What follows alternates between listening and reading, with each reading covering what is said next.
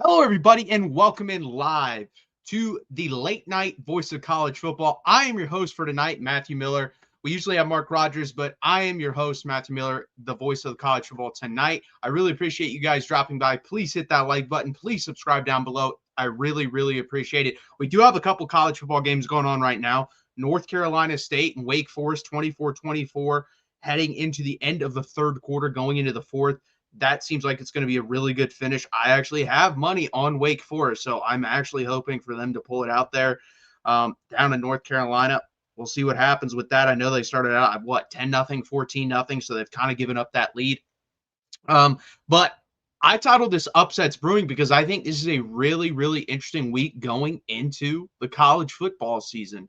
I think there's a lot of potential upsets here where people may not see them. We got Florida versus LSU, which I think everyone's discounting Florida because of what happened versus USF. Guys, weird stuff happens from week to week in college football. And unless you're a super dominant all-time type team, you can fall victim to a team like Florida. And LSU can definitely fall victim to a team like Florida. Texas A&M, Notre Dame. I personally thought Notre Dame would start out 0-2. We'll see what happens there. And then Vanderbilt and South Carolina. I don't even know if Vanderbilt's not a favorite after what I've seen with the line movement. They might be a favorite now, but they're also an underdog, at least when I made the bet. So I think those are a couple games that you can definitely keep an eye on. And yeah, Mike Luke, 100%. How about the Deeks? I picked him to win. I'm hoping they win. I need him to win. I don't need a cover. I need him to win this football game. So we'll see what happens with that. He's calling his shot. He's calling the W already. So that's very interesting.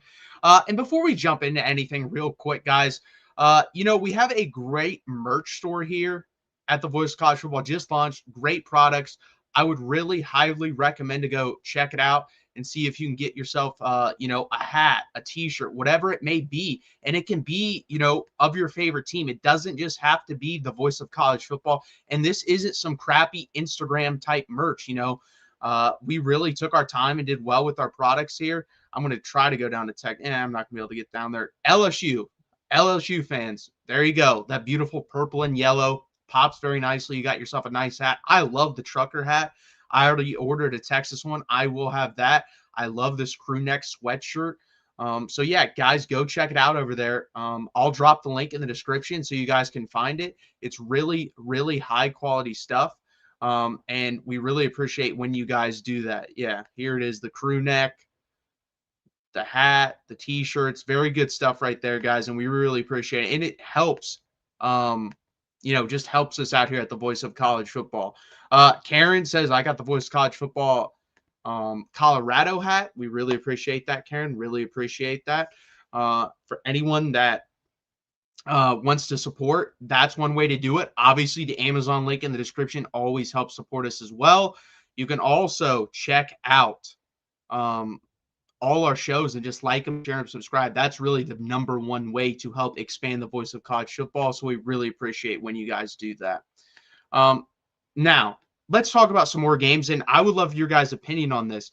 If you were to pick an upset this week, what would be that upset? I'm very interested to hear that. I don't understand why the screen always does that when you share, but if you had to, pick one upset this week, what is the upset? We already had a Demon Deacons fan jump in and say Wake, so we'll see.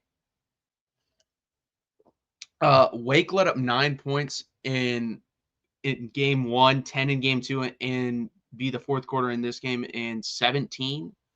It'll be interesting because I don't think people realized going into this game. I don't think there was that much difference obviously there's not, between North Carolina State and Wake.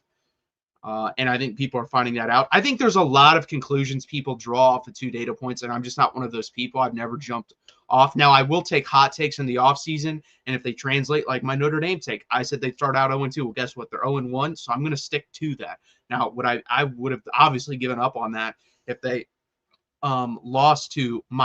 beat Miami. I wouldn't have said, oh, well, that was a fluke. They're going to lose Texas A&M next. I'm not going to do that. That's just dumb.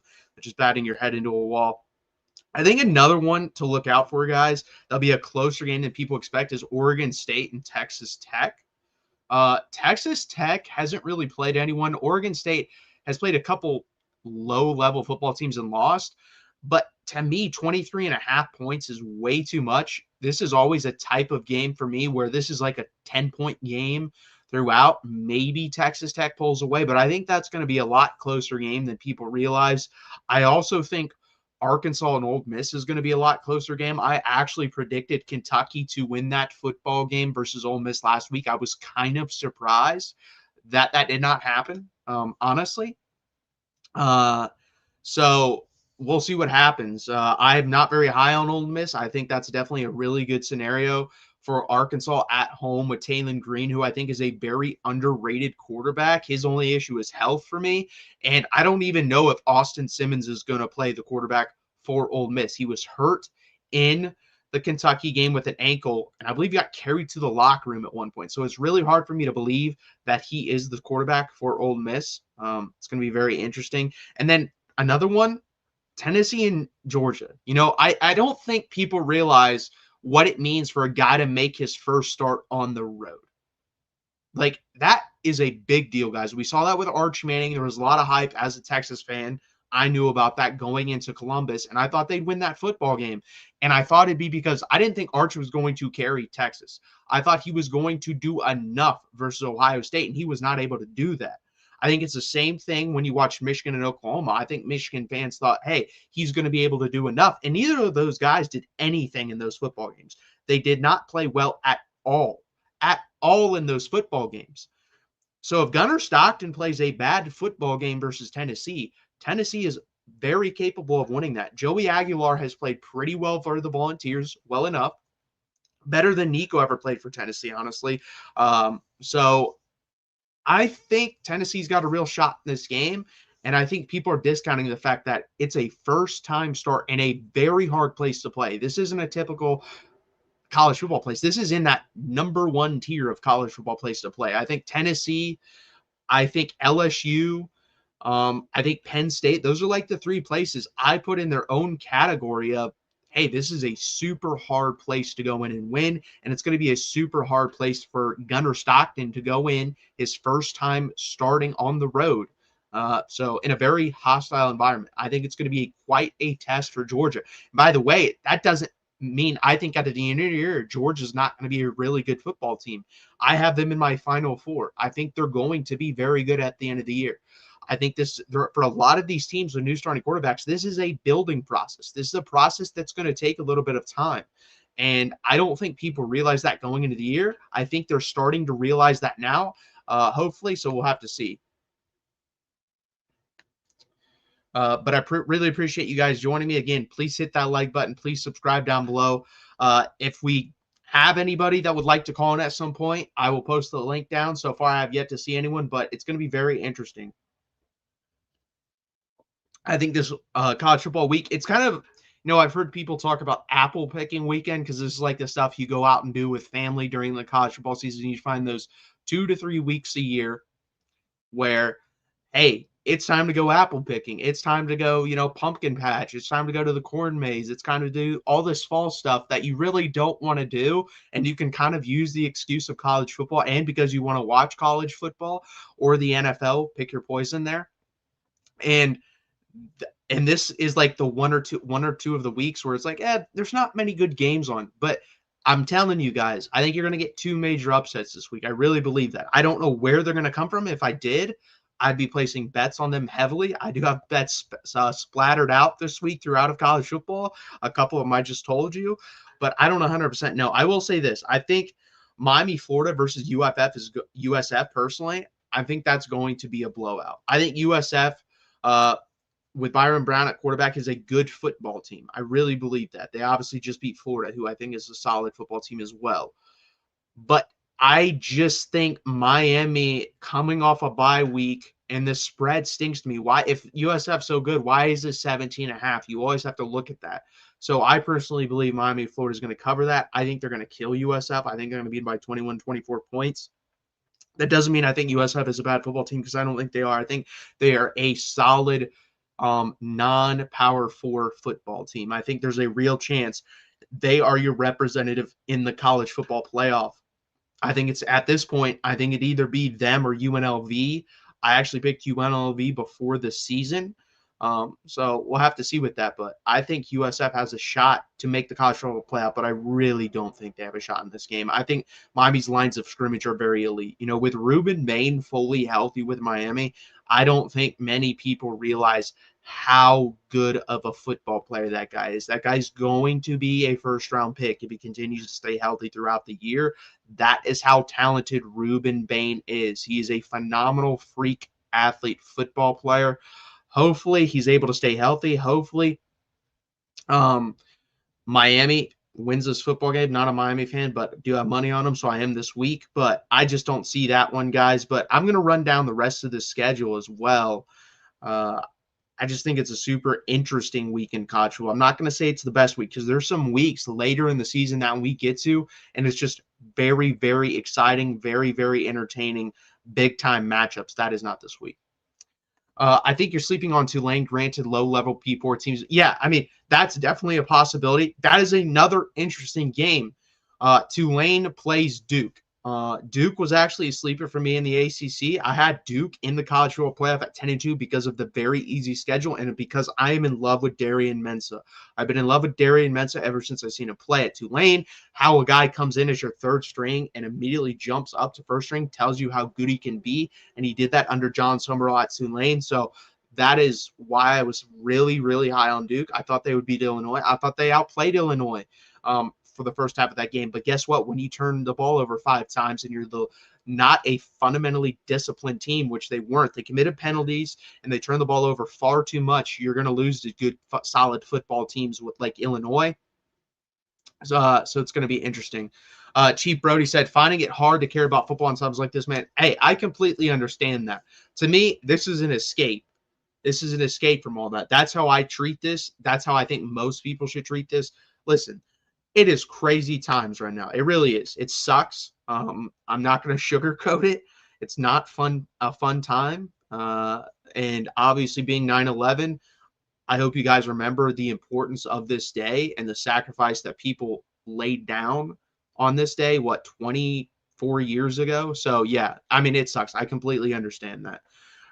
Mike Luca, I think we all see it the same way. That's how I have always viewed sports. Whenever life is bad in any way, I like to concentrate on sports. Even when life is good, I like to concentrate on sports. So, especially in times like these, very troubling, interesting, bad times, I like to, escape a little bit. And I think that's this escape. And that's what we want to do here on this channel, on the other channels, is an escape into college football, an escape into sports, an escape with people that you can build a community with and talk with.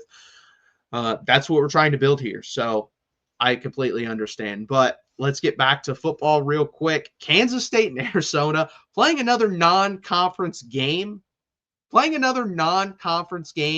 though you're in the Big 12. It's non-conference. So they're doing that for back-to-back years. I believe Kansas State won that game last year. Arizona was very disappointing. Arizona, wow, okay. Kansas State is favored now. Arizona was favored. Kansas State is favored. That is very interesting line move. That line's flipped like 3 or 4 points. I personally would take Arizona versus Kansas State. I personally would probably take Kansas State in this game. Man, I don't even know. Maybe I'm just holding on for dear life because they were my pick to win the Big 12.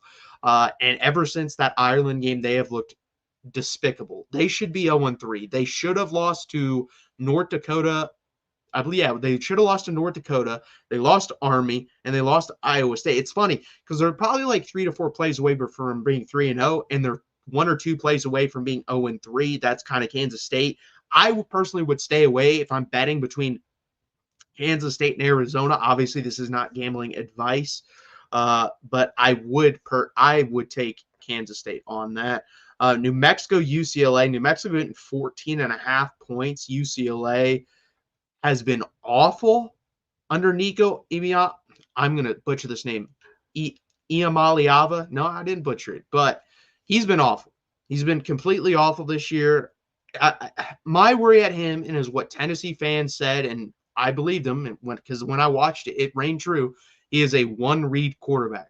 Whenever he had to reset his feet and look for someone else, come off his main read, he struggled horrendously. And he has struggled horrendously at UCLA because guess what? Your main read at Tennessee is going to be open sometimes because you have some really good football players out at the wide receiver position. Your main read at UCLA is probably not going to be open a lot because guess what? They're UCLA wide receivers, and UCLA is not a serious football program anymore. So that is a interesting line. For the half a point, I might take New Mexico. Like that half a point, I might take New Mexico 14.5 versus UCLA, but that could be a trap line for sure. I'm a diehard JMU fan. We have the week off. Go Dukes. Dominic, I don't think I've ever seen you in here, so I appreciate you commenting. Please hit that like button. Please subscribe down below. Yeah, JMU put up a hell of a fight versus Louisville. Last Thursday? Almost won that game. David, I will share that link with you.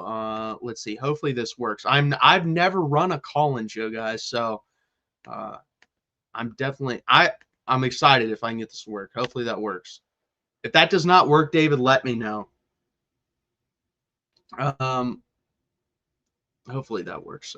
Yeah, but that's an interesting football team. You know, JMU moved up to Division I 2 or 3 years ago, and they played really, really good football ever since then. And we do have a call, and I'll take this.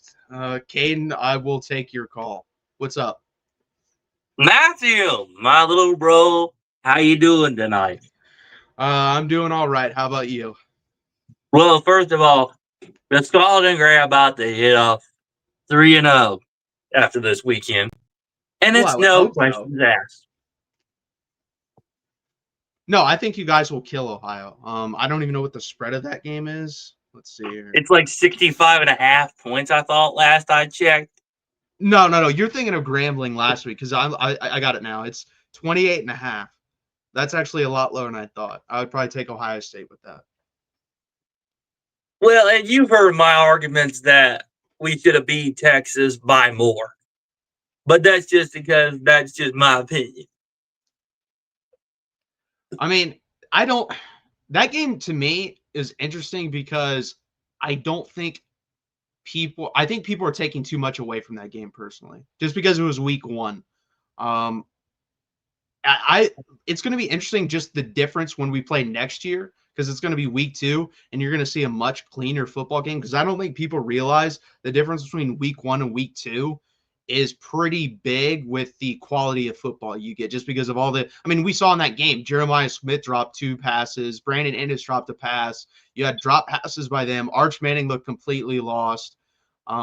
So I think people need to realize like week 1 football was always going to be sloppy because I saw that too. I think people were predicting a high scoring game and I just didn't see that personally. But no, Ohio State was definitely the better team that day for sure. Yeah, I said this, we should have blew you out by at least 40 points. 40 is a little much, but if you want to say a little much. Is that all you got to say? No. I'm just saying we should have beat y'all by more to really shove it down, shove that loss in your face, and that's what I would have loved to see personally. But you might get an opportunity later in the season. We might play. I know. But it is what it is, and we're about to go to another national championship, and then another. What am I going to say about that? That it's going to be good. I will say right now, as of this moment, I do believe Ohio State is the best team in the country. I'm not going to lie about that. I do think they're the best team in the country, but that doesn't mean you're going to win a national championship either because I've seen teams peak in week 2 and kind of fade down the rest of the season. So we'll have to see. I personally, and I know after watching Ohio State, I'm like, yeah, this team could either go 11-1 or we could go 13-0. I think the hardest game, Michigan's obviously going to be an interesting game, especially the last couple of years, what's happened with that. I think Washington is a super interesting game because I just brought up the point about, I think Tennessee might beat Georgia this weekend because I don't think people realize like Gunnar Stockton's making his first start on the road. And that's going to be Julian. I believe Washington is on the road. That's going to be his first start on the road. That's going to be very interesting to see how he reacts in that environment. I feel confident in Julian saying. I mean, I think he's good for sure. I just don't know how do you react in like mentally in those situations. That's going to be his first game on the road with, I don't know how big Washington Stadium is. I think about 70,000 people. And 65. it's 65, 70. It's not that big, but just they're going to be on top of you loud. And I don't think there's going to be many Ohio State fans there. That's like one of the only places I think Ohio State fans aren't. If it was any other place, like if that's in California, you're going to have a lot of Ohio State fans. If that's in Texas, you're going to have a lot of Ohio State fans. If that's in Florida, you're going to have a lot of Ohio State fans. I don't know about Washington. We'll have to find out. No, but I feel like the Washington game, that's really just another footnote. And I've said this. Ohio State's defense is what's going to win that game. Because our defensive line is an absolute animal. And we will absolutely destroy Washington's quarterback and Washington's running back. They have no chance in hell of escaping with their carcasses and their skin intact. I guarantee you that. When Ohio State defense is done cooking them boys and eating them, we're just going to walk out of there with husky carcasses all across that field with all that covered, run in their own blood. And everything else. Okay, so I have this titled Upsets Brewing. Do you have any upsets this week in college football you think can happen? Personally, Texas A&M beats Notre Dame. Okay. I think that too. I said that in the offseason. I thought Notre Dame was going to start 0-2, so we agree on that. And here's the other thing, Matthew. You know the bet between me and Will and D. Oh, yeah. Yeah.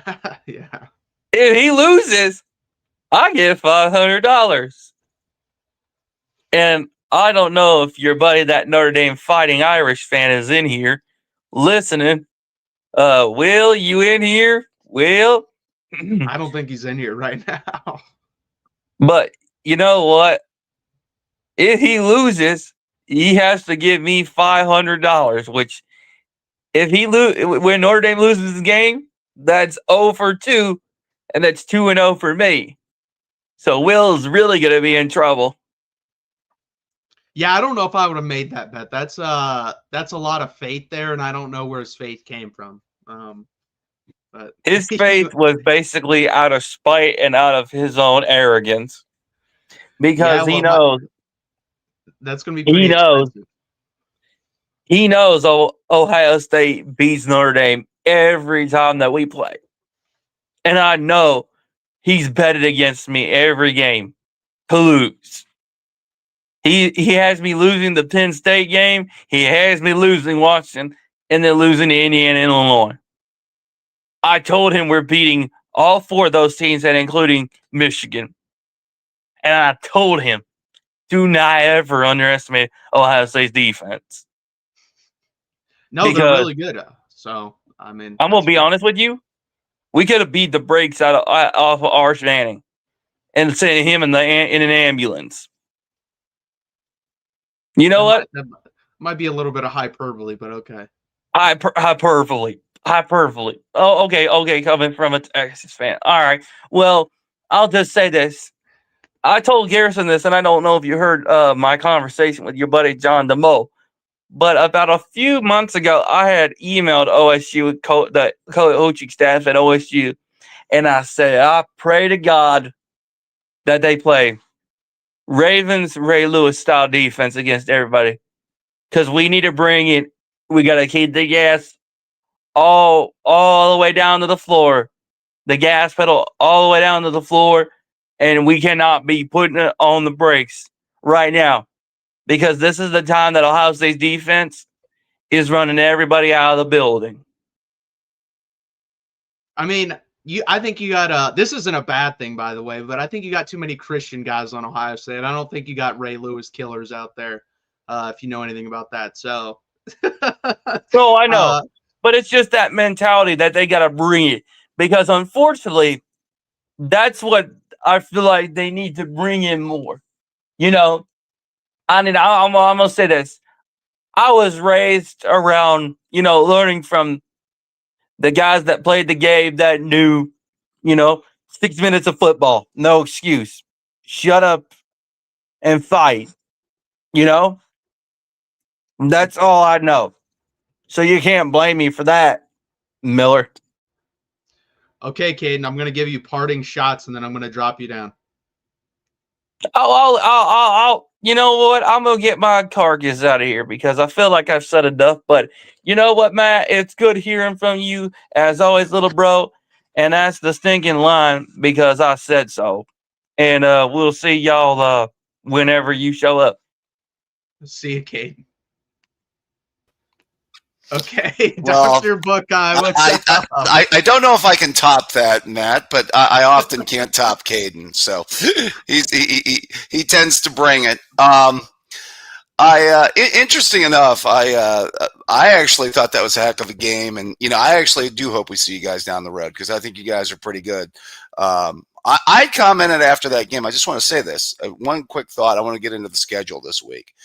I know Arch will shoulder a lot of blame for that loss. Do you think if you're divvying up the blame pie, does Sark get a large portion of the blame for that loss, or at least a decent size of the portion in your view, Matt? I didn't hear your post game. Yeah, so I think we gave grades. I think I gave Sark a D and I gave Arch a D minus. Like it was pretty close. Okay. Like I actually thought Sark in the second half was a lot better. The first half was awful. I thought he was too vanilla in the way he played the game. Like it's unacceptable to listen. I don't think Ryan Wingo's a great receiver yet, but he's a great athlete, and he didn't give him the ball at all until like late in the second quarter of that game with that end around. So that was ridiculous to me. I thought they should have run Arch Manning more in that first half as well. You saw that. I think one of the first plays of the second half was like a quarterback power to the right side, if I'm not wrong. And he's super athletic. Like that one run where he gets out of the pocket and goes down the left sideline for like 20 yards. That was a really impressive run. So I thought they should have done that more personally. And there's a stat. Now we have 2 weeks of data. I kind of want that. Like, I'm fine these next 2 games if they want to do it. But if it doesn't work after that, we got to stop with the play action. I guess in his play action grade, I haven't got it, but PFF, he's like a 36.6 from play action or under center. And he's like a high 70s of just drop back passing. Well, I actually thought this first drive of the third quarter in that game was how he should have called the first half, which was Arch run the ball through your tailbacks and let him throw short passes. I mean, if he'd have called it vanilla like that in the first half, and I think you're onto something here, quick short passing game, run the offense through the quarterback run and run the offense through your 2 best offensive players, which are Wisner and Baxter, then I think you guys would have put yourself in a better position to get out at halftime, at least get out of halftime, maybe 7-7, so you'd have been in a better position because the 2 things that turned the game were obviously the goal line stand and then the pick that Arch threw after that. But you know what I mean? Those were the turning point plays, obviously, in the football game, and totally flipped it in our direction. So that's where I was coming from. And I actually tend to agree with you. I think his adjustments he should have made, but probably should have been more in the first half, particularly from the first quarter to the second quarter. Just my own personal thoughts. Yeah, and that's the thing too, like the personnel change for you guys, like I thought it would hurt you in the first game. I think it kind of helped you with Patricia because we had no idea what he was going to call. So I actually think that would help us in a rematch because now we would have a whole season of his game plan and how he calls plays. So I think that would help. Does that mean we would beat you? No, because you guys are going to get better as well. And I don't there's still some things with Arch that concern me. Like in the San Jose State game, there's still like 4 to 5 moments of like, why are you throwing the football sidearm like that? Why are you having these bad mechanics? I don't understand it. Yeah. But he did get better. I will say that. We'll see how he does this week.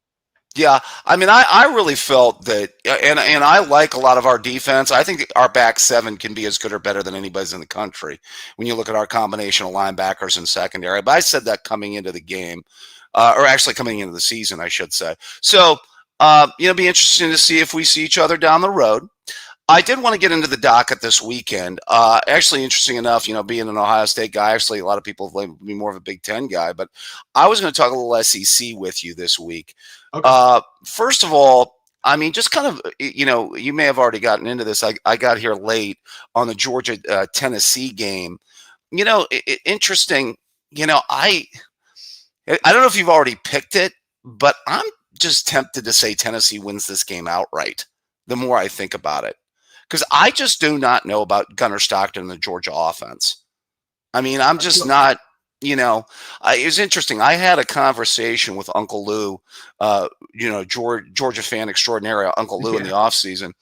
And we talked about the regression of Carson Beck last year. And I said, do you think it was more due? Well, it could have been one of three things. Either Beck just got worse. The loss of McConkey and Bowers hurt him that much, which are two really good players. And I think Bowers is an all-time tight end in the history of college football. And or is it Todd Monken, your OC? Or I'm sorry, I mean the loss of Todd Monken as your OC, and then now Mike Bobo not doing a good enough job as your OC. And he put some of the blame on Bobo, although he said that Beck just did get worse. And I'm just wondering sometimes these, coaches miss on an OC, miss on a DC. I wonder if Kirby's got the right guy, and even for that matter, the right quarterback running his offense. No, I think that's a good question. So preseason, I stick with my preseason until I'm just like completely proven wrong. So I had Tennessee winning this game in the preseason. Like I picked Tennessee to win this football game, even though I have them going 7-5. I just think this is Gunnar Stockton's first road start, and we've seen how quarterbacks react to their first road start. Like we saw what Bryce Underwood looked like versus Oklahoma. Saw what Arch Manning looked like versus Ohio State. We're going to see what Julian Sand looks like when he goes and plays Washington. I think that really matters. I do, especially in a place like this. Neyland Stadium is one of the 3 to 4 hardest places to play in college football. And this isn't a slouch of a Tennessee team. And I think Joey Aguilar is an upgrade over Nico. I thought that when they made the change, I think the only difference is he doesn't have the wide receivers Nico did last year, and he doesn't have the running back behind him that he had last year. But I do think their defense is pretty on par, and I think their offensive line actually might be a little bit better. So I agree. I think Tennessee's going to win this football game. I think it's going to be a low-scoring game. And I think it's just going to be Gunnar Stockton's going to make some mistakes, and he's not able to make those big plays that they need to beat Tennessee.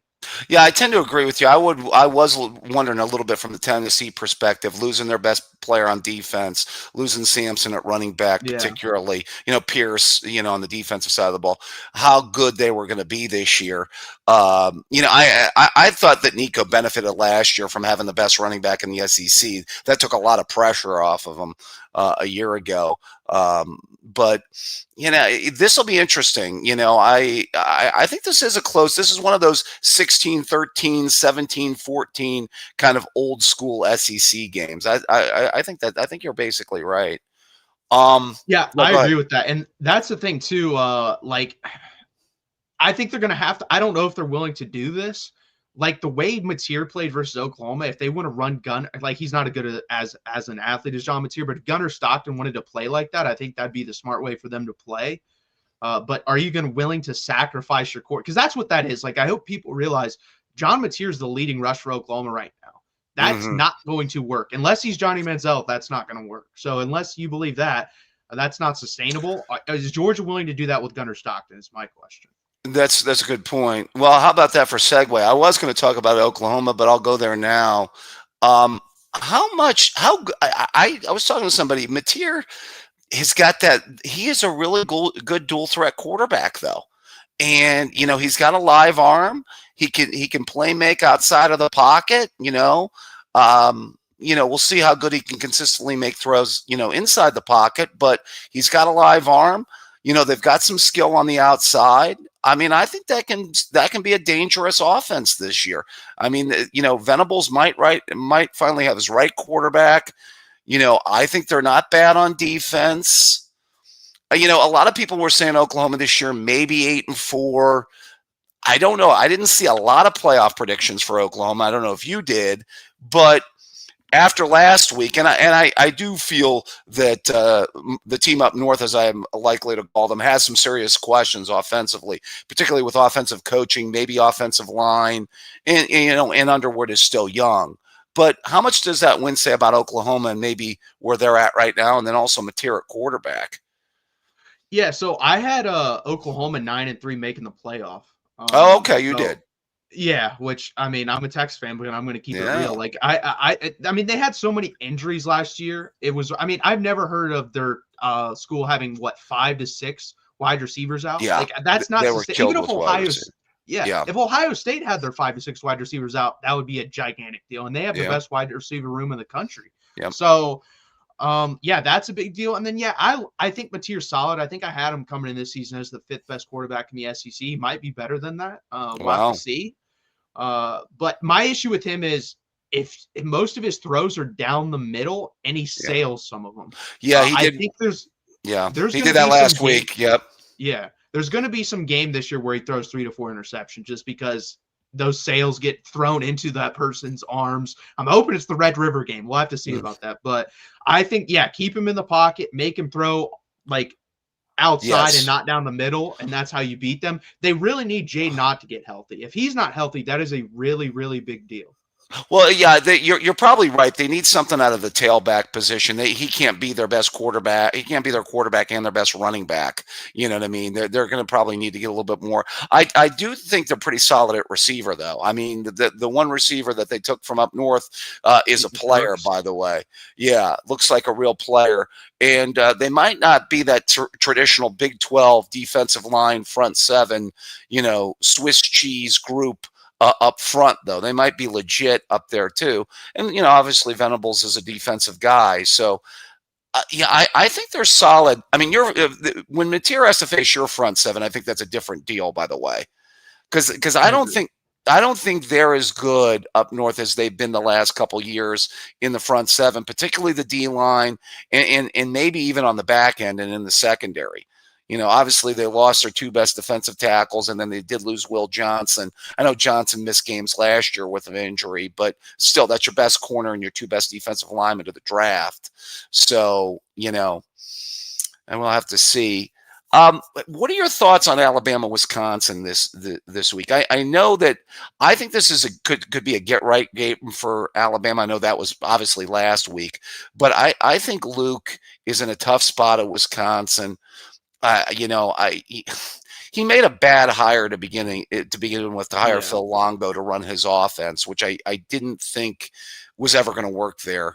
He tried to move that team into like a passing team, which I think if he would have stuck with the identity that was always Wisconsin football, built up the trenches, found good tailbacks, and run his offense that way, I think it would have worked out better for him. But I think this is a game that DeBoer has just got to win. I mean, and there's no excuse that they don't win. I think if this game's close, it's ridiculous. Like, I don't even think these teams. I can't believe I'm saying this. Wisconsin is closer to a MAC team than they are to like a bottom level, like a mid-pack Big Ten team. They just are. Like, I've watched them the first couple of weeks, and that's what they are now. That sucks to say because I always like them when they play you guys and you go up there at Madison, and once in a while they'll pull off the upset or keep the game really close. Like, I remember coming back from it was the ALCS between the Blue Jays and the Indians. Yes, and you guys 16. played them. Yeah, you guys played them, and me and my cousin stopped at a bar and watched the end of that game, and that was a really good football game with Alex Hornibrook at quarterback. Yeah, Watt was on that team.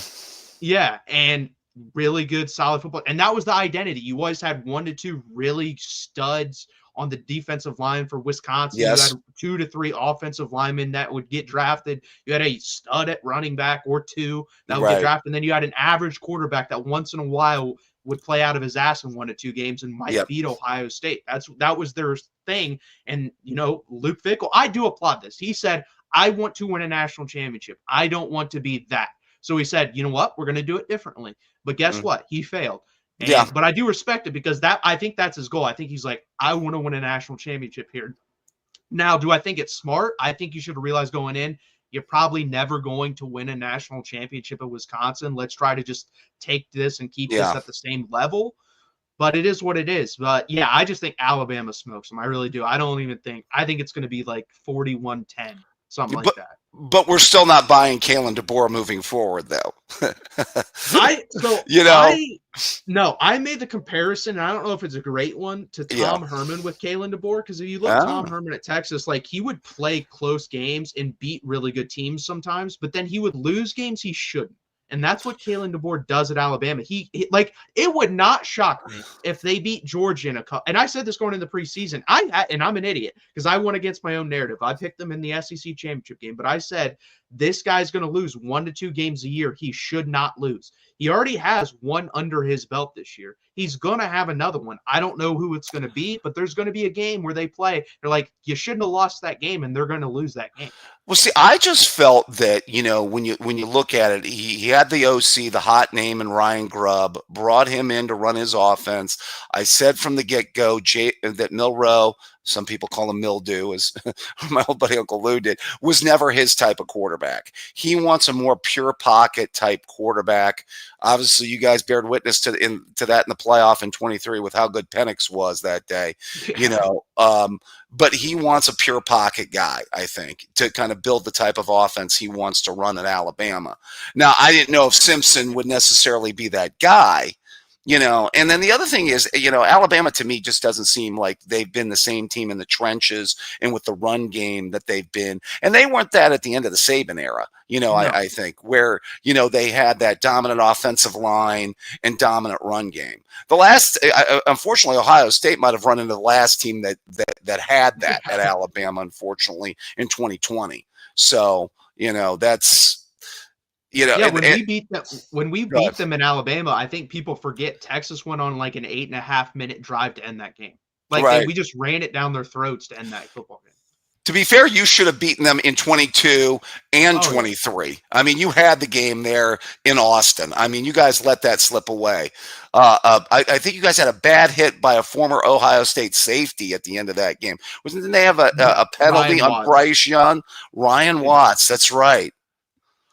And Quinn Ewers getting knocked out, because that, by the way, that's the best Quinn Ewers had ever looked at Texas. Like, if you go back and because I watched it last year, because he does not have the same arm strength as he did that game is crazy. He's throwing 40 to 50-yard rockets downfield. They're not rainbow lollipops. They are rockets. And that was the last time he ever did that. I think that really hurt him.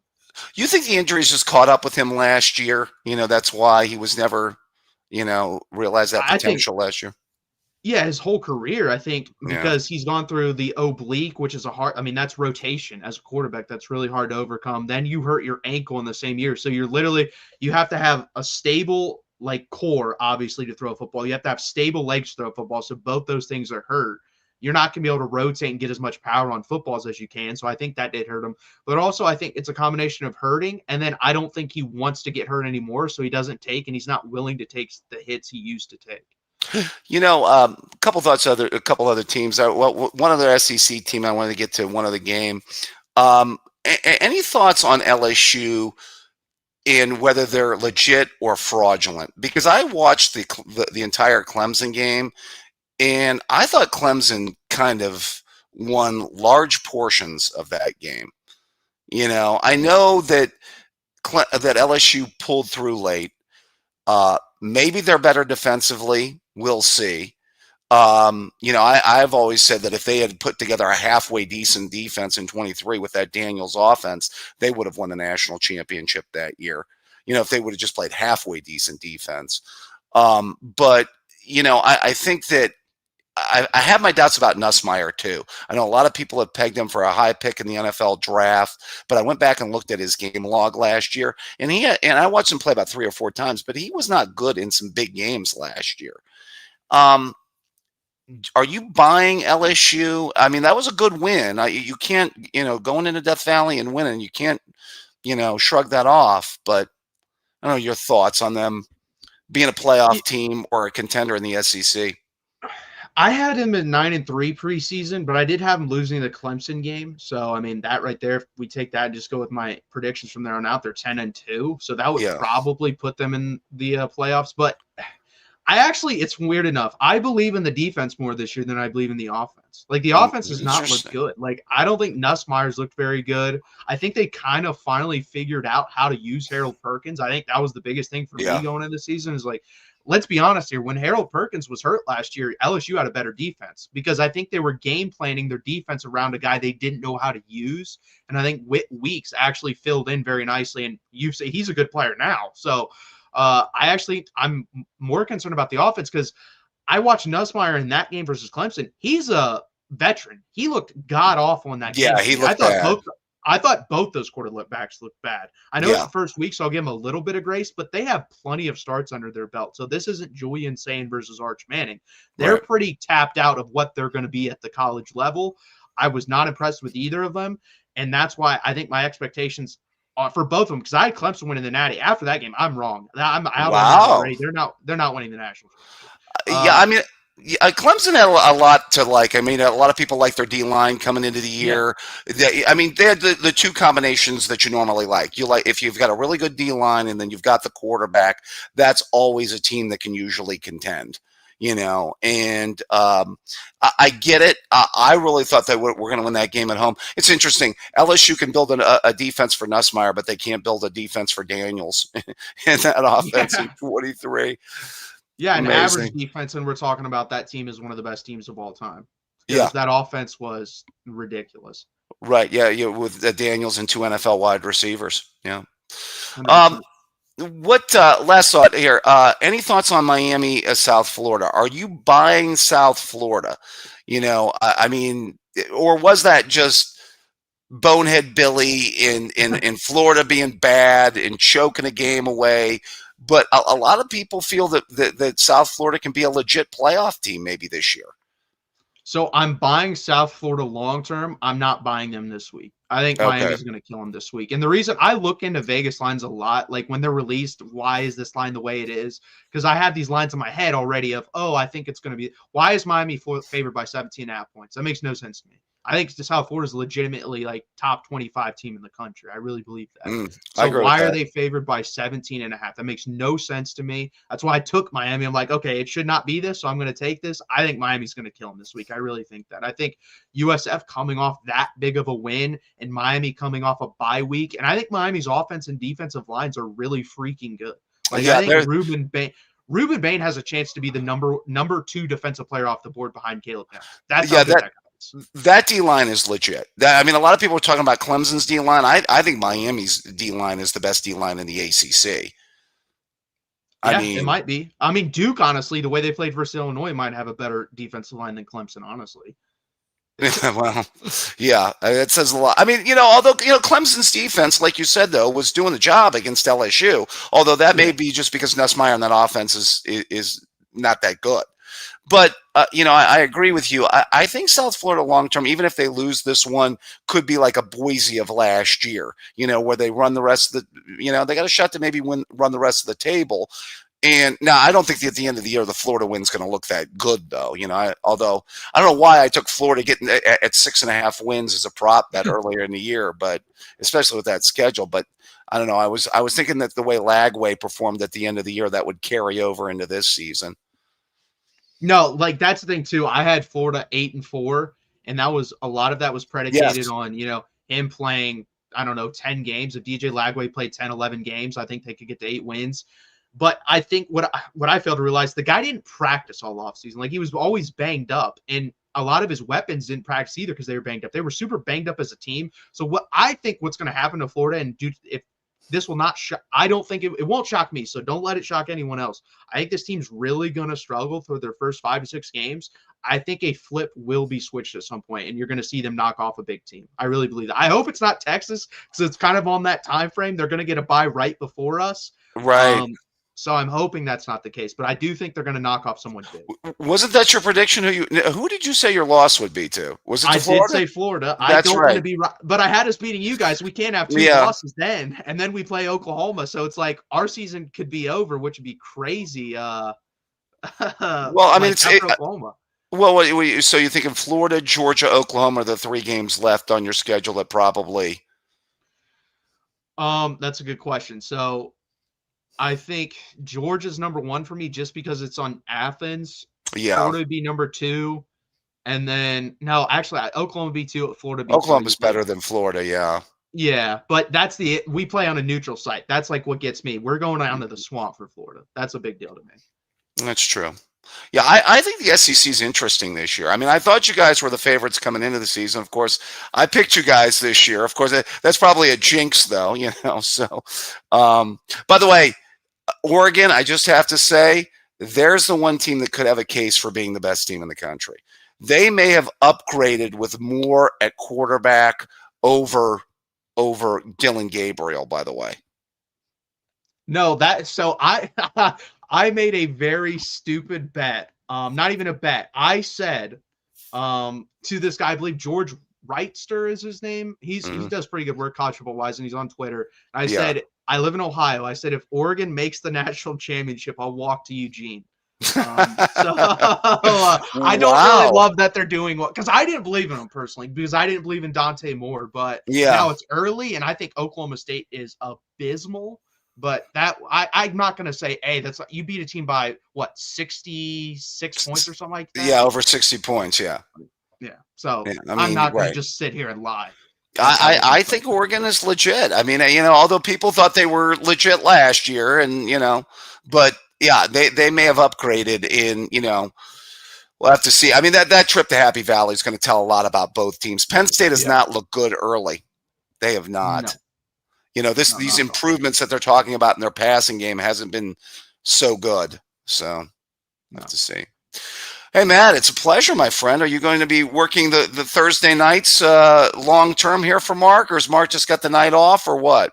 No, I guess he had an important phone call to take, so I got tonight. But yeah, he said I'd fill in once in a while if he needed me. So tonight he needed me, and I filled in. Okay, well, always a pleasure to get together and talk college football with you, my friend. Yeah, I appreciate you. Take care, man. See you. Bye. Hey, Dominic, what's up? Hug 'em horns, brother. Yeah, man. I've actually been here with Mark before, so this is my first time being with you, Matthew. Well, I appreciate you calling in. No worries, man. So, one big game I wanted to talk about: USC and Purdue. Oh, okay. USC is favored to win by 20.5. Do you think, and it is in West Lafayette, just to be clear, do you think the Boilermakers, led by Ryan Brown, can pull off a huge upset over the Trojans Saturday afternoon at home in West Lafayette? Because I think they have a chance. Ooh. The upset, I don't know about that. What time is that game, by the way? Does it say? 3:30. Okay, so that's the thing. If that was a noon game, because that'd be a 9 o'clock game body clock wise for USC, I think that'd be a big advantage. We've already seen that last year with, teams having to travel those 3 time zones to play other teams. I think that's a gigantic advantage. Man, I think they do cover. That would not shock me at all, but I just don't think Purdue's going to win that game. I will say this. I've been high on Purdue more than most people, which isn't much. I think I had them at 4 wins on the year, but I don't think they'll win this game, but I think it will be a lot closer game than people think. Yeah, and a game that I think will be closer than most people think is Vandy and South Carolina. I agree. Here's my honest opinion. Diego Pavia, the transfer from what was it, New Mexico? Yeah. Yeah, transfer from New Mexico. I've seen that dude play. Dude can throw the freaking ball, man. No, he's fun to watch too, because he's one of those guys that, it's funny. He talks just like how he plays football. He's super passionate, kind of a little bit arrogant, but when he's on the field, he's a warrior, man. So he's going to run the football well. He'll throw the football well. He's willing to, put his body out there on the line. If it's a short 4th and 1, he's going to dive for it, no matter the circumstance, no matter the game, no matter the time of the game. It does not matter. And I agree. I think I made a bet on it. I'm pretty sure I did take Vandy to win outright. Like, I would not shock me at all. And I was wrong on Vanderbilt coming into this year. I thought they regressed because, all the talk of him saying all the stuff he's saying, we're national championship contenders, we're SEC championship contenders, and that he kind of put a bullseye on himself, but he's going out there and walking the walk and talking the talk. I don't think Virginia Tech's a great football team, but I believe they put up like 30 plus points unanswered in the second half last week versus them. So they're a good football team, and I think they can beat South Carolina. I agree. Yeah, without a shadow of a doubt, man. Like you said, Diego Pavia, he's very passionate about the game of football, and he just loves it. And the fact that he's loving this transfer from New Mexico to a power team in Vandy, he's loving it. And I'm just proud of him that he loves it. No, 100%. Are there any other games you're looking at? As a matter of fact, yes. I know you just talked about this, but Wisconsin and Bama in Tuscaloosa. Bama by 21.5. They're going up against a Wisconsin team that I thought was going to start off a little rocky, but golly, was I wrong. You think the Badgers can keep it close? I don't think so personally, just because the teams they played, they kind of, stuck around in the first half with Wisconsin when they played them, and then Wisconsin kind of pulled away in the second half. I know they played Miami of Ohio the first game. I forget the team they played the second game, but I just don't think they have enough firepower. I think the only way this game is close is if Ty Simpson has a couple unforced turnovers. I think if he makes some mistakes, you can get him into some mistakes. I think Wisconsin might be able to muddy up the water a little bit and keep it close. But if they don't, if this goes 10-0 first quarter Alabama, I think this could get pretty ugly, like 30 to 40 point win. Yeah, and like you said, Ty Simpson, man, filling in for Jalen Miller, who Bama lost in the draft, which in my opinion was a hard loss. Thoughts on Ty Simpson through the first two games, if I may ask, for Bama? Yeah, so I was very unimpressed the first game versus Florida State, and then they played Louisiana Monroe last week, I believe, and I think he went 19 of 19 in the game, or he was 19 of 19 at one point. Yeah, so I don't care if you're throwing versus air. That's super impressive to do, to go 19 of 19. So that to me is super impressive. But yeah, that's the thing too. This guy's making his first start on the road at Florida State. I'm not going to grade him too harshly. I think a lot of people do that to where they grade the players across the board equally. I'm not going to grade someone making his first start as the same as someone making his 30th start. Like, he's got room to grow. We'll see how he does in the offense. I think the offense is super friendly. I think Ryan Williams is going to have to get going, because I think Jeremy Bernard's been really good for them, but Ryan Williams is a game changer if he gets going. So he's got to do better for them to be, get that top end, which they want to get to.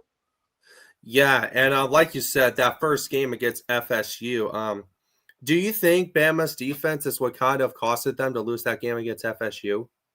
Early on, yeah, because they struggled with, they should, this kills me. Gus Malzahn coached at Auburn for a very, very long time. Yeah. And it seemed like they didn't really know how to defend his offensive play style, which is hilarious to me. Now, it is a different staff at Alabama. This isn't Nick Saban, which would have been unforgivable if it was Nick Saban. It's like, you play this guy 10 plus times, you should know how to defend him. But still, Nick Saban should have told Kalen DeBoer, watch the old film how I used to defend versus this guy. And they just were lost. Thomas Castellanos played a really good football game in that game. And yeah, I agree. I think that is the main reason. I think Ty Simpson missed some wide open wide receivers, but again, I'm not going to judge him too harshly in his first start. Absolutely. And one more thing that I want to talk about is South Florida and Miami. I don't know how in the world the spread is 17.5. I think that is just absolutely ridiculous. But here's what I want to ask you. What do you think Carson Beck has to do to beat a red-hot young team like the USF Bulls? Honestly, I just think he just doesn't have to make a catastrophic mistake, because I think their defensive line and their offensive line is enough to win versus them. I think Miami's defensive line is really freaking good. I think Miami's offensive line is really freaking good. So if they get the run game going to help them out a little bit, if they can have Ruben Bain and the defensive line get after Brown at the quarterback position for USF, I think there's a really good shot that Miami runs away in this game. And the reason why, I agree with you. When I saw that line, I think USF is a very good football team. I think they're a legitimate top 25 team. And when I saw them, that doesn't make any sense to me. But when Vegas sets a line that doesn't make sense to me, I usually just swallow my pride and take that line because they know something I don't. So I took Miami in that game.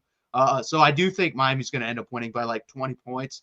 I don't think that means USF is a bad football team. I honestly think Miami's probably a legitimate top 5, top 6 team in the country this year.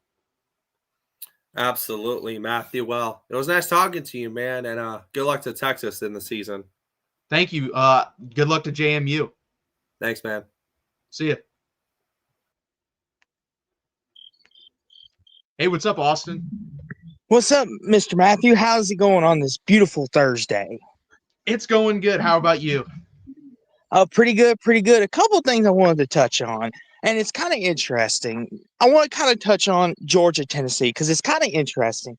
Georgia obviously has won this rivalry eight straight times, but is it just me, or does it feel like this time is a little different because the whole situation around Tennessee about the Nico and his dad and all that mumbo jumbo, but it seems like they've almost made an upgrade at quarterback because when all that happened, Matthew, I was like, Tennessee's offense without Nico might look a little sluggish, might look bad in it. And they got Georgia week 3, and I was in my head, I was like, this is going to be a real struggle. But it almost seems like they've gotten a major upgrade. Would you agree with that? That Tennessee's offense looks better under Aguilar than it did with Nico? I completely agree up until this point, and that was the big thing with Nico. And I don't think it hurt him as much in Heupel's offense. I think Heupel's offense hit a lot of it because it's not a super complex offense. I mean, a lot of people call it gimmicky. It works, so call it whatever you want. But he didn't have to come off his first read a lot. And once you made him come off his first read is when he struggled. I actually think Joey Aguilar is better at scanning and reading the field. So I completely agree up until this point. Now, I do believe there's an athletic ceiling that Nico has that Joey Aguilar doesn't. And I think that's going to be interesting because in this game, that could come to fruition. You know, if Georgia's pass rush goes crazy on Tennessee, is Joey Aguilar able to get out of the pocket and make some plays with his legs? I don't know. Nico, I think, could. Now, was he willing to at certain points last year? No, he wasn't. That was a hit on him as well. But I agree. And my reasoning is Gunnar Stockton's first road start. And I'm going to keep harping on this. Guys struggle on their first road start, and Neyland's a very hard place to play football in general for even a veteran. It's going to be super hard for a first guy making his first time start versus, you know, an offensive line. I think that has been shaky for Georgia. Now they have rotated a lot of players, so it's going to be interesting if that's the reason, but it has been shaky. Is Nate Frazier, their most talented running back, able to hold on to the football as well? He fumbles a lot. So this is, I agree, it's a very interesting game. And again, another weird line. This opened at 7.5. The money's about even, and it's bet down to 3.5. So Vegas knows something here, and I'm taking Tennessee to win this football game. That's my opinion. And that's the thing, too, you know, looking at this game. And the thing is, I know maybe not a lot of people care about it, but college game day, there's something about it when they come to your city. Like, you get a vibe. Like, last time they came to Knoxville, it was the first time they came to Knoxville in a very long time, and they played Florida and won. It just seems like a lot of the stars are beginning to align. And I know people may look and say, well, who is Tennessee play? And a lot of people are suspect on whether Syracuse was good or not.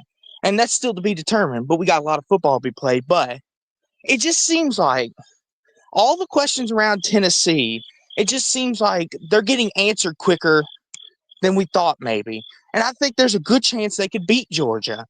And I know Georgia has beaten them 8 straight times, but there's just something different about Tennessee, like you mentioned.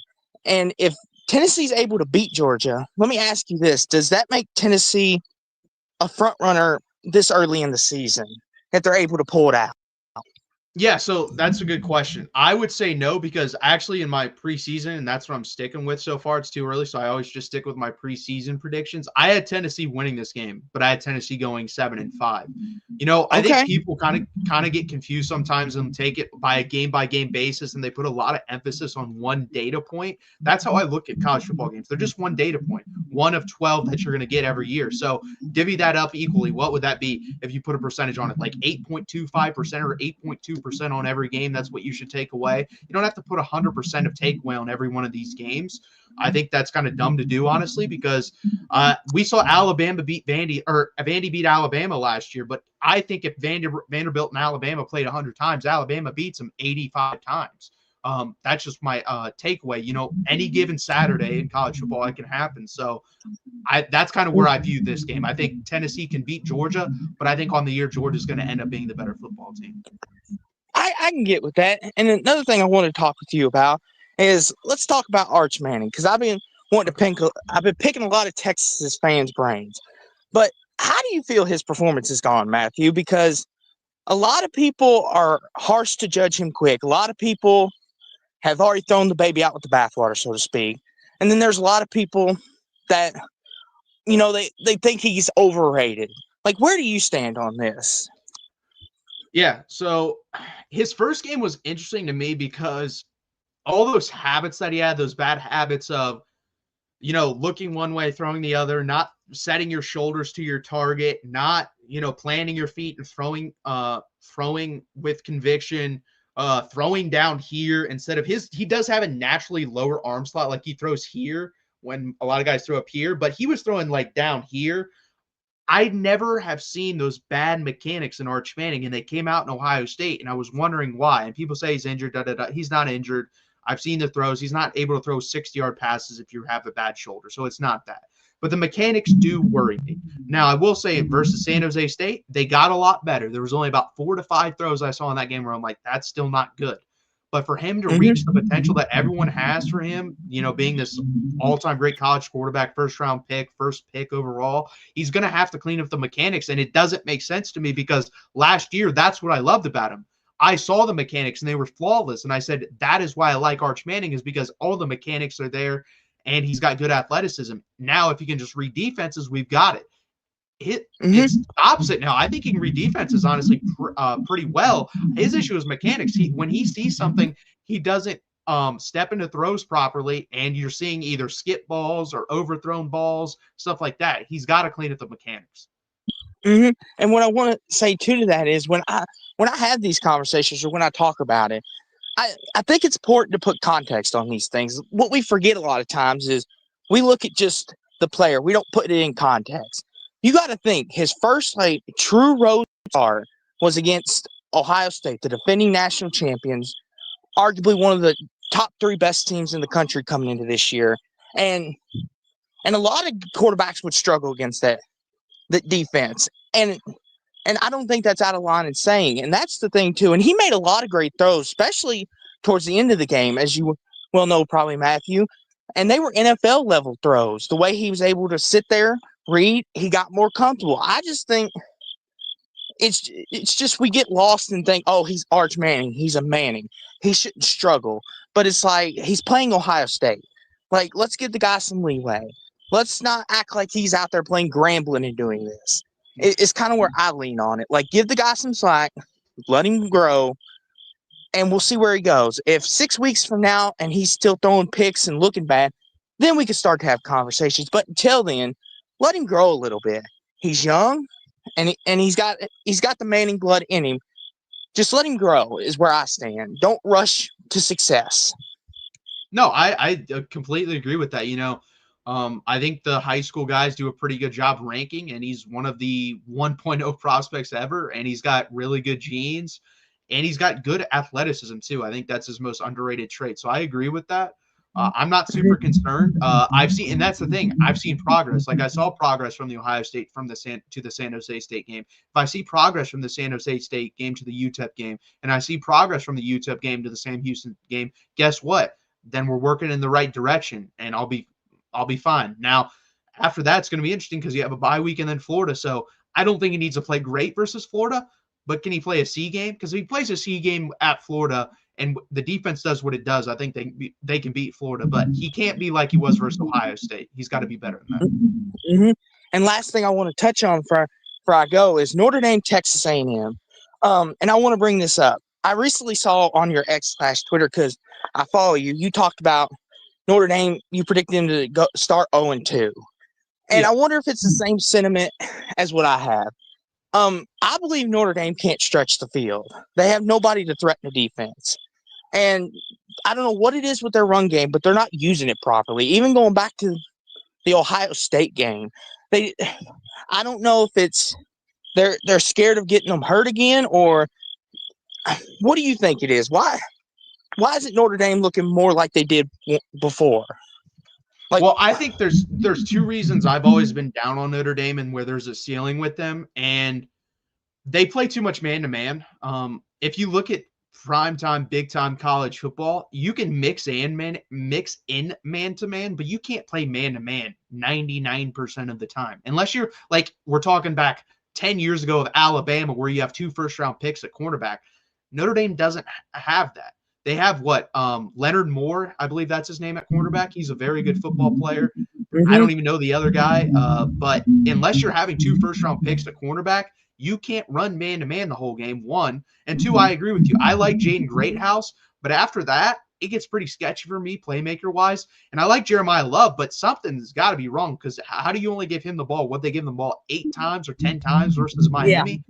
Yeah, you can't. They use him more as a receiver. Yeah, in you that can't game. give your best player on offense that little touches. Like, he's got to have to touch the ball 20 times in the game to beat a team like Texas A&M. And that's the thing too. Like, this isn't Marcel Reed's first rodeo on the road. He's been to very hostile places and played well. I actually like A&M's wide receivers a lot. Casey Concepcion is a really good wide receiver. I wanted Mario Craver at Texas. Like, I was begging for them to go after him because I loved what I saw from him at Mississippi State. So I think those are two really good football players, and I think their defense will be able to do enough. I think this is a super low-scoring game, but I just trust, honestly, the combination of quarterback and wide receivers more with A&M than I do with Notre Dame at this point. And what I want to say, too, is C.J. Carr, you know, he showed me a lot. I had my concerns I was about impressed him. with him. Even though he threw the picks, right? Then one was the ricochet, very unlucky. Like, you can't help that. But the way he almost reminded me of what they did with Riley Leonard. They were talking about that through the game, and they were like, this is what they did with Riley Leonard. This is what they did with Riley Leonard. And he was able to do that, implicate that a little bit. Like C.J. Carr, and they played a very good Miami team. He showed me a lot. Now, if he gets some help around him, I think Notre Dame can win some ball games. But like you said with the defense, and we also got to think they lost their defensive coordinator to the Bengals as well. That was another concern I had coming into the year. A lot of people were like, well, even though this is a young defense, but still, you lost a coordinator. When you lose a coordinator, as we all know, it's hard to sometimes replicate what they did. And I think that's a lot of what I think hurt Notre Dame in that game. Losing their Al Golden to the Bengals. I really think if he was there, I do think they could have won that game. But I think the fact that he wasn't there and his scheme wasn't there, I feel like it hurt Notre Dame. Am I way off on that, or are we about on the same page?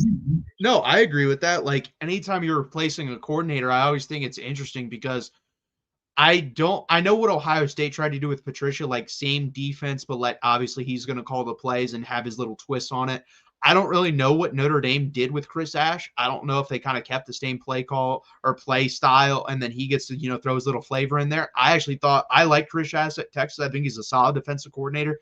Now, do I think he's as good as Al Golden? Probably not, because if the Bengals see something in Al Golden, the NFL sees something in Al Golden, you're probably really good at what you do at your NFL level. That's to a whole nother level. And I believe he also won the Broyles Award. So I definitely think it's a little bit of a downgrade. And it's going to take some time too. That's another thing. Like, if they are, implementing new schemes at all at Notre Dame with Chris Ash, that takes some time. That's not going to happen over 3 weeks. That might take 6 to 7 to 8 weeks for them to implement his style of football. And I think that's important to remember too. And the thing too, another key point I want to make about this game is Mike Elko, Matthew. A lot of people see Jimbo Fisher in Texas A&M. And what I try to tell people is this is not the same Texas A&M. Mike Elko is a program builder. He's rebuilding Texas A&M's image. And what point I want to ask you is, what do you think about Mike Elko? Do you think he can wash the Jimbo off of Texas A&M and possibly bring them to SEC championship glory? Do you think he could be that kind of coach, especially at A&M? Yeah, I do. I actually predicted A&M to go 10-2 and make the playoffs this year. So I think they're going to be a really solid, good football team. Now, a lot of that has to do with their schedule as well. Like, when you look at their schedule, if they win this game, I mean, I don't see how you don't make the playoff, because this schedule is pretty easy after that. Like, it's really LSU, Texas, and Auburn, South Carolina, I guess, too. Can you go 2-2 in those 4 games? Because if you go 2-2, you're going to make the playoff.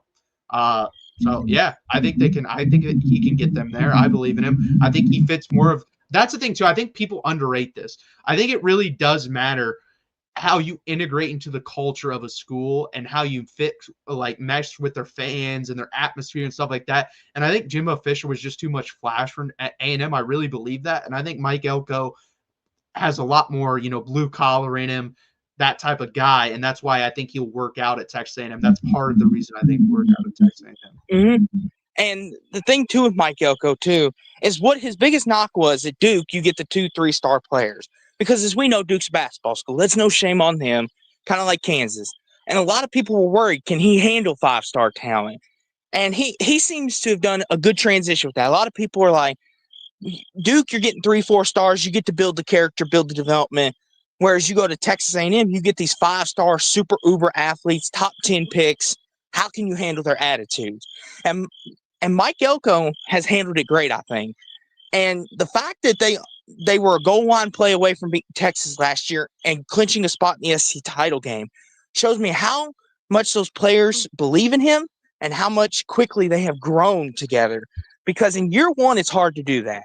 Like, as we all know, year one coaches, a lot of times you shoot for the bowl game depending on where you're at. Like, I know year one under Sark was a pretty successful, well, not a successful year one, No. but like year 2, year 3, he got it rolling. It's just, are you surprised that he's able to handle these 5-star talents the way he has, Matthew? And then I'll get off here. I think it's going to be interesting because the guys that he's getting in recruiting, how does he handle them? Because a lot of these players, weren't, his recruits. I think that's going to be interesting. That ultimately tells you how good of a coach you have with someone. I think the two main things are when you get your full class in of recruits, how is your record looking? And then number 2 is when you lose your main guys, like your offensive coordinator, your defense coordinator, how do you replace them? If you're able to do both those things, you kind of have it rolling at that place and you're able to keep things going very well. So we'll see how he does when he gets to those things. Right now it's too early for me to judge that, but let's say in 2 years, they're going 9-3, 10-2, or even like, let's say they're in a 5-year stretch, they go 10-2, 10-2, 9-3, 8-4. That's a pretty good stretch for A&M. And at that point, he would have gone through a whole cycle of players, and that would tell me he knows what he's doing there. So I think it's a little bit too early, but he definitely could be handling them well. I don't know. Yeah, and that's the thing, too. I'm a big Mike Elko guy. Like, I like Mike Elko, even though I'm a Louisville fan, and we played Duke in the AC. I like Mike Elko. I think he's a great head coach. I would say he's top 25. And it's just curious to see these different opinions. There's a lot of people that rag on him, and I'm like, really, guys? Like, look what he did at Duke. I mean, how can you discredit him for that? And it's just like, and I don't know if it's because he went to Texas A&M, and that's a bigger school, and people just automatically want to say, oh, Mike Elko's going to fail. He's just going to fail. And it's like, we don't know that yet. But I will say this, though, Matthew. How are you feeling about Texas? Are they going to win Saturday? Are they going to cover, excuse me? Yeah, well, I got to remember what the spread is. It's like something crazy. I think, 41.5 the last time I checked, 42.5. I believe so, yeah. Yeah, I think I do have them covering that game. I think I said they would cover this game. I think I said 52 to like 7 or something like that. I think they do cover. I didn't predict them to cover last week versus San Jose State. I think they're going to have a statement this week because I think it was ridiculous. They had 12 penalties versus a bad San Jose State team, and Sark talked about that. So I think he really got in their ass this week, and I think they'll end up winning this game by 45, 50 points. Mm-hmm. Thank you, Matthew, for taking my call. Good luck to Texas, and hopefully they win. And thank you for taking my call. Have a wonderful Thursday night. You too. I appreciate it, Austin. You're welcome. Guys, we really appreciate you sticking around for me. I know I'm not Mark, but I tried my best to, fill in for him. I'm not going to say be Mark because I'm my own guy, but I really appreciate you guys sticking around. Again, please hit that like button. Please subscribe down below. It really helps out. We are here every 10 p.m. or every day at 10 p.m. Eastern time, unless there's a big-time game on. Unfortunately, I lost my Wake Forest bet. They failed me. Luca's no longer in there telling me about Wake Forest, but I really appreciate you guys joining me, being gracious to your fill-in host. Again, guys, please hit that like button. Please subscribe down below. And, guys, be kind to each other. Be good to each other. It is 9/11 still. I really appreciate you guys being here. God bless. College football is even more exciting when you've got some action on the line, and the games are even better when you're cashing in.